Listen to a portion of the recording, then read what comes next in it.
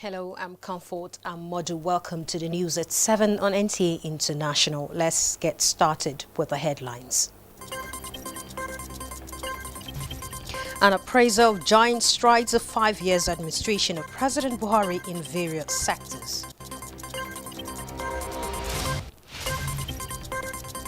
President Buhari reconstitutes NNPC board. And fire wreak havoc at Olalaye Market, Shomolu, Lagos.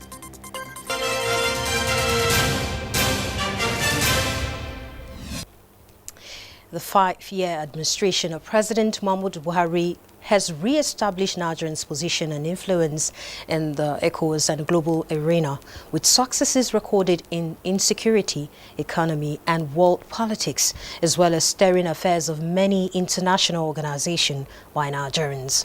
Hamed Jabani takes a look at some of the diplomatic and international breakthroughs Nigerian experienced under President Buhari. The need for Nigeria to be more involved in world affairs and improve its international relations in this era of globalization and the accompanying system of interdependence saw President Muhammadu Buhari believing that strengthening international relationships and delivering effective domestic policies will enable Nigeria to set up and play an increasingly vital role in maintaining peace and stability in Africa. Regaining its rightful place in the international community, which saw the country getting the position of Deputy Secretary General of the United Nations, President of the UN General Assembly, President of the International Criminal Court, Secretary General of the Organization of Petroleum Exporting Countries, among other positions.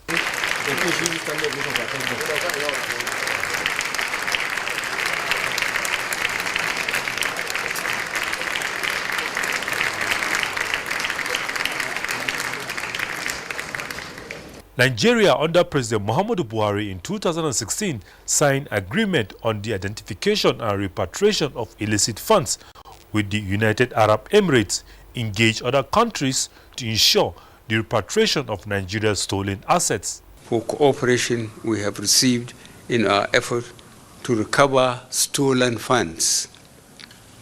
Our two governments have put the machinery in place for their respective attorney generals to collaborate in ensuring the return to Nigeria of over 500 million United States dollars of looted funds siphoned away in banks around the world. Nigeria was one of those countries that signed on to the Global Forum on Asset Recovery Principle, and one of those principles is the inclusion of civil society in asset recovery negotiation process. That for me is something that is remarkable. And we also need to commend the President, and because of the engagement with civil society, it has really helped to convince the international community, particularly with the restitution of the Abacha theory.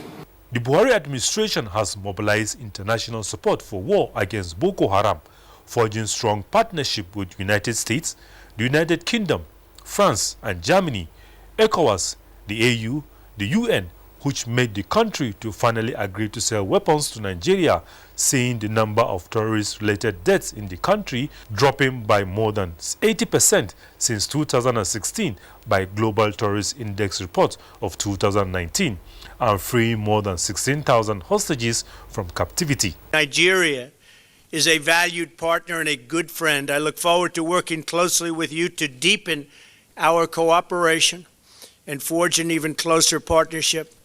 The United States is committed to working alongside Nigeria as we seek a future of strength, prosperity, and peace. I especially want to thank President Buhari for Nigeria's partnership and leadership in the fight against terrorism.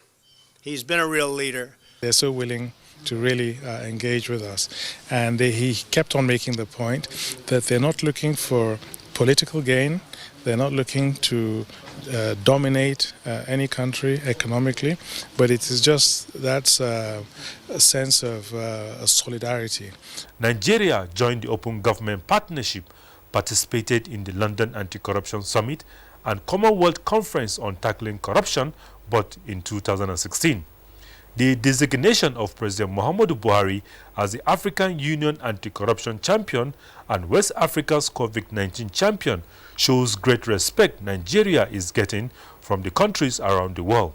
I think that is a demonstration of the integrity that has been brought into office by the president and his administration, and the stature, the new stature, the recognition of the importance of Nigeria, not only in Africa, but globally, in terms of what the capacity that we have to do good in terms of global governance. The leader today that we have in Nigeria is one the world has been waiting for. And because he has stepped forward to lead our country, Nigeria is seen in a new and a different, very positive light by the global community.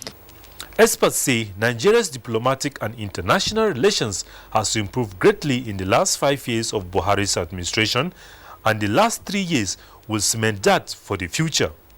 Hamman Jabani, NTA News.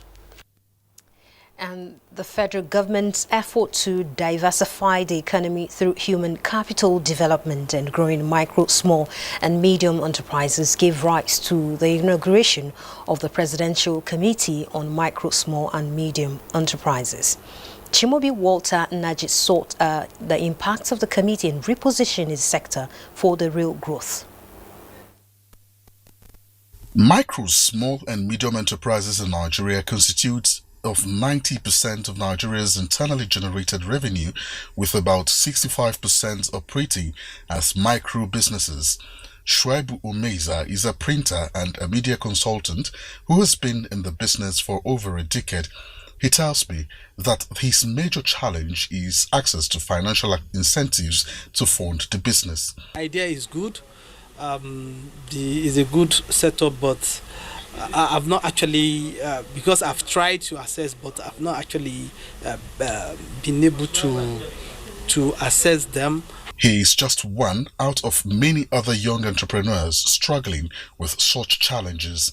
This is why the Office of the Vice President set up a committee to oversee the affairs of this category of persons.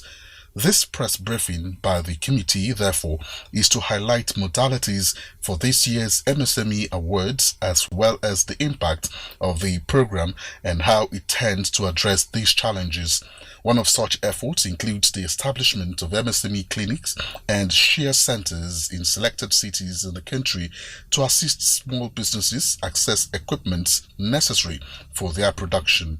On the 9th of June, they will be commissioning one of the MSME projects, the share facility for MSMEs, which will be launched in Benue State, a 200,000 yam storage capacity in Benue State. I think that's going to be on June 9th. This year's award has been tagged the virtual edition. For Shuaibu and many others like him, this year's award ceremony for MSMEs will afford them an opportunity to be captured by the clinic.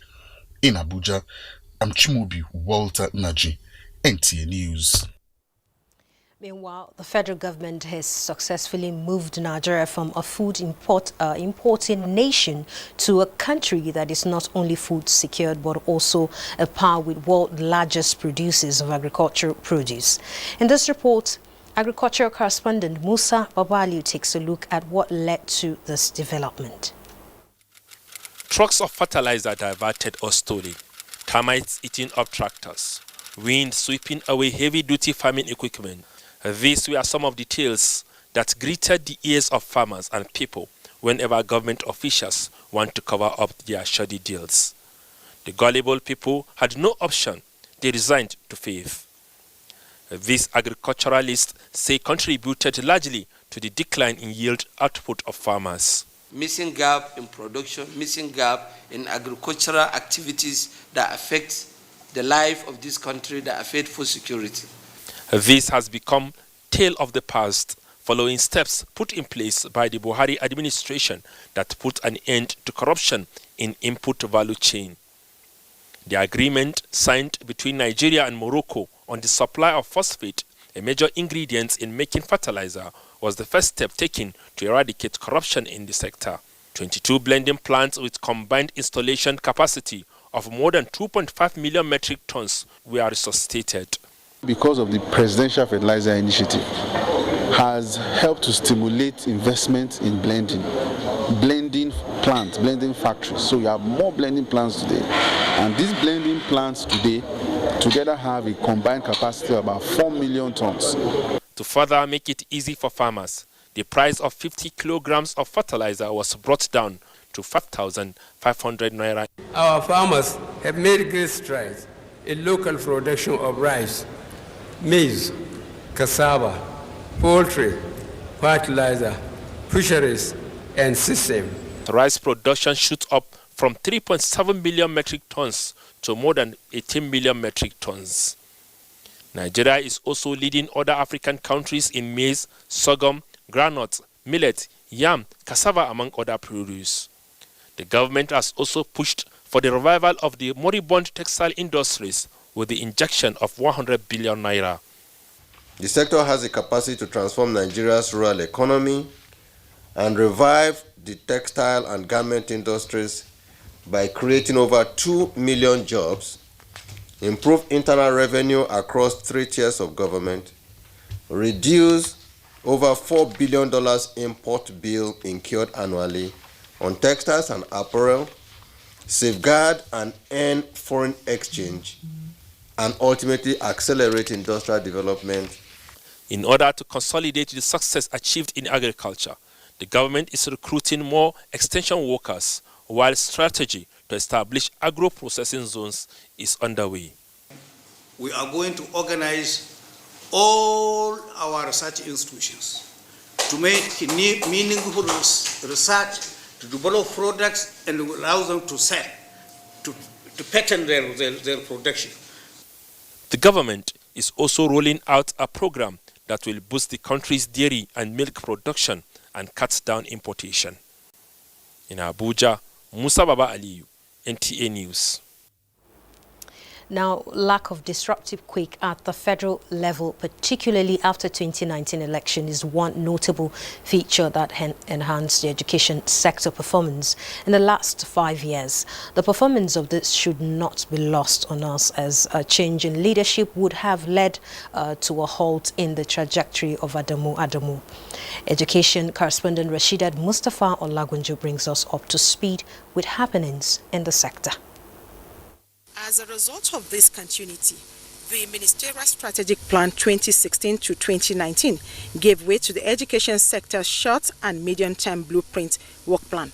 To ensure that where a goal stopped in 2019, it continued in 2018 to 2022 plan with an expanded scope, thereby steering Nigeria's education sector in the last 5 years towards a consistent improvement in access, quality, equity, carrying capacity, infrastructural and personal development, and most importantly, addressing the Almajiri syndrome, which by extension will drastically reduce numbers of out-of-school children. Frequent changes of policies, some of them made without adequate preparations, have created a kind of charade in the educational system. So, to be fair, this administration had to deal with what it was dealt with, the situation it had made.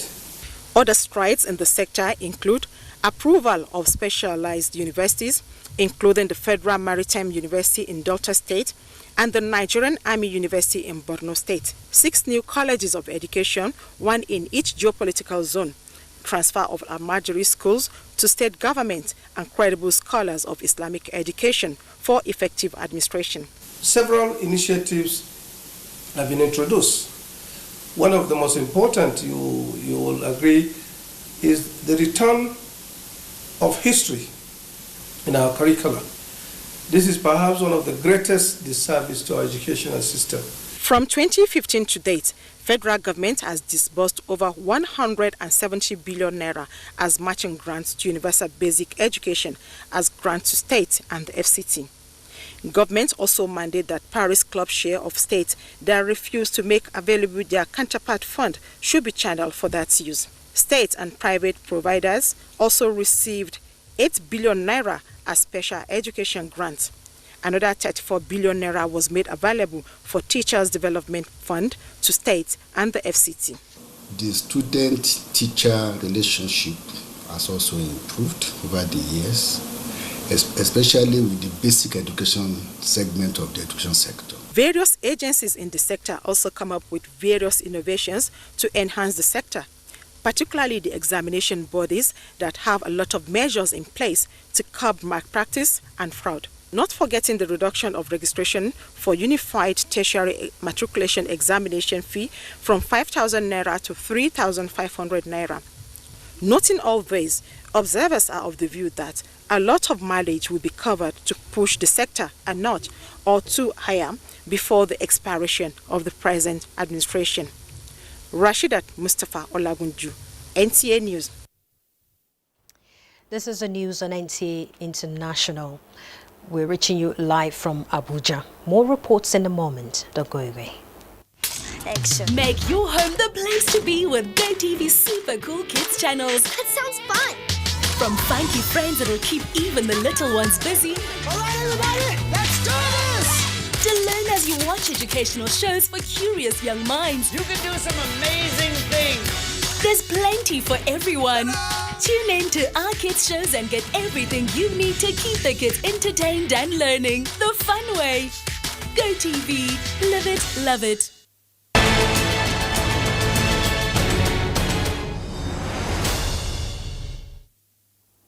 Welcome back.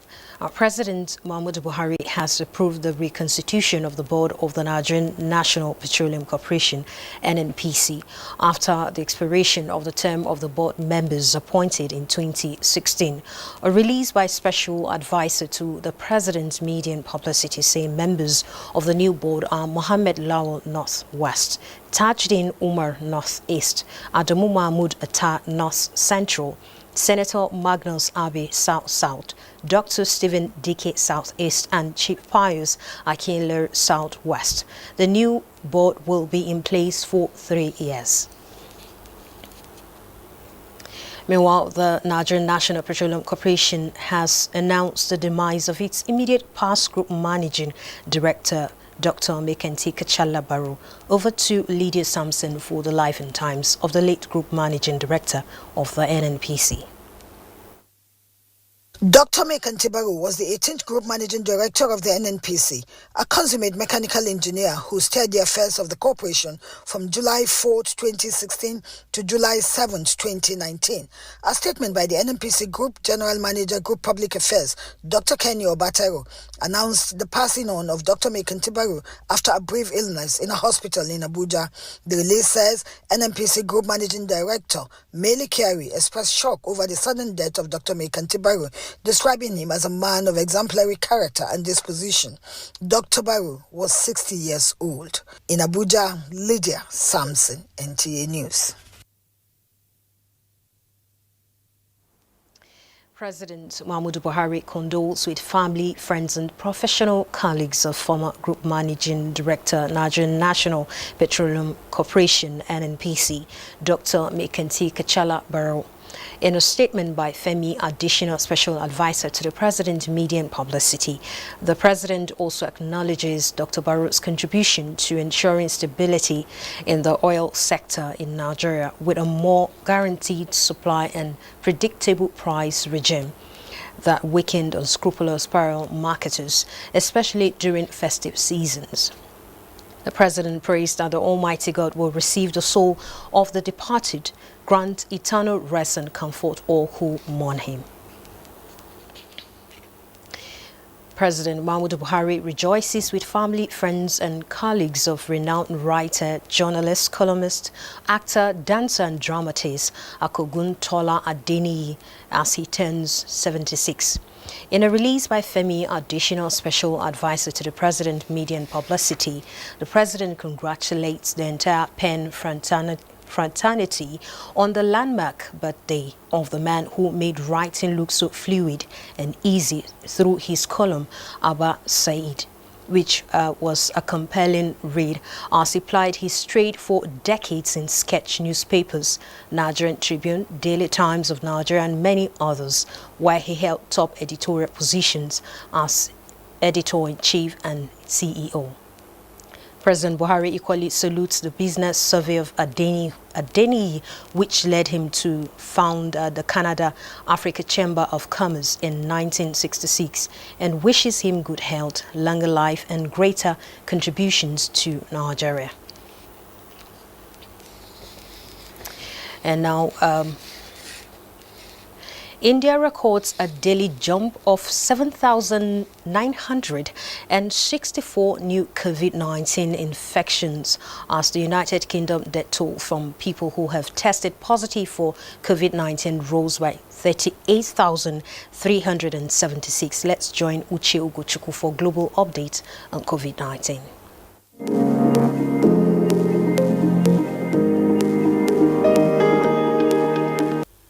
The tally by the Nigeria Center for Disease Control as at 29th May 2020 shows there are 387 new cases of COVID-19 in the country. Lagos, FCT, Jigawa and Edo are top on the list, while Plateau, Yobe, Gombe, Bauchi and Ondo are at the bottom. There are now 9,304 confirmed cases of COVID-19 in Nigeria. Discharged is 2,697 and 261 deaths so far. India has extended its coronavirus lockdown until June 30 in high-risk zones, but permitted restaurants, malls and religious buildings to reopen elsewhere from June 8, despite a record-high number of cases detected nationwide on Saturday. India reported a record daily jump of 7,964 new COVID-19 infections on Saturday and has so far recorded 173,763 positive cases and 4,971 deaths. The United Kingdom death toll from people who have tested positive for COVID-19 rose by 215 to 38,376, and Spain has recorded more than 238,000 confirmed cases of COVID-19 with more than 27,000 deaths. Globally, the figure released by Johns Hopkins University as at 6 p.m. local time shows that 6,086,407 cases have been confirmed globally. 368,468 have died, while 2,697,211 recovered. Uche Ugochukwu, NTA News.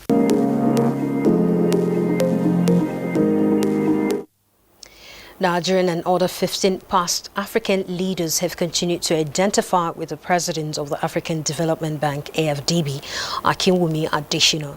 This is coming as 15 former African leaders and past president of the bank passed a vote of confidence on Dr. Akinwumi Adesina following allegation of misconduct. Musa Babaliu has details. Nigeria over the years has been a major shareholder in the African Development Bank since its establishment in September 10, 1964. The country is controlling 9.1% of the total share of the bank, followed by US, Egypt, Japan, South Africa, among other shareholders. The bank has successfully elected 9 presidents, and Akinwumi Adesina is the first Nigerian to hold that position. He enjoyed the support of President Muhammadu Buhari and other African leaders who unanimously endorsed him for the position in May 2015. And so we've got to make sure that we make agriculture value chains that allows Africa to add value to everything it produces. And that's why within the African Development Bank, we've taken this very seriously, that we're going to invest $24 billion of our own money into agriculture over the next 10 years so that Africa can be totally food self-sufficient. And secondly, Africa can participate in global value chains. As his first tenure ended and he was endorsed by African leaders for a second time in office, there comes an allegation against the Akinwumi Adesina. On the 15th May this year, the governing board of the bank exonerated the AFDB's president from all allegations leveled against him and declared him free to contest his second term in office. Not satisfied with that, the United Nations is now calling for independent probe with an agenda of pushing the first AFDB Nigerian born president out of office. Other stakeholders of the bank, including past African leaders, are emphasizing that based on the principles governing the bank, no nation has the power to remove the president or any director of the bank. President Muhammadu Buhari, in a letter through the Minister of Finance, calls for the respect of the laws and guidelines of the bank. The president recalls the success story and achievement of Akinwumi Adesina, which includes securing a general capital increase of the bank of $115 billion. The re-election of Akinwumi Adesina as the AFDB president, earlier scheduled for May 28th this month, was shifted to August 27th and 28th due to COVID-19. Adesina is the sole candidate contesting for the position. In Abuja, Musa Baba Aliyu, NTA News. And in other stories, Olaleye Market in Shomolu, Lagos has been completely razed to the ground. Olumide Oguntola tells us all about it. For some time now, Lagos has been a bit quiet in the area of disaster until this morning when emergency responders were alerted that Olaleye Market in Shomolu area of Lagos State was on fire. As I talk to you now, everything inside the market has been completely destroyed. The pains in the heart of property owners who are just like other Nigerians, struggling to sustain their livelihood as coronavirus affects the global economy can best be imagined. Eyewitness account says the prompt response of the fire service authorities prevented the spread of the inferno to other areas. But you just heard by what did happen? Is it bomb or not? You just come across. You have to come and see the light is too much. Nobody can face it. We run. The only thing we just know is that we just see fire around after to 2. There's no light. There's no light that can cause anything. Nobody in the market can see in the market. Then when the market is going, when the fire is going on, we try to locate the security to come and open the market for us so that people will rescue some their goods. But the security said that the key is not with him. It was probably because the whole line was in darkness while the shop was locked. But maybe after the electrical, the PCN brought lights, maybe there was a spark from one of the shop, which was identified to be a computer shop down the last line. What we are appealing to the government is to come to our aid. This is our source of income. In Lagos, Olumide Oguntola, NTA News. Quite an unfortunate development there. That concludes the news at 7. Thanks for watching. I'm Comfort Amadou.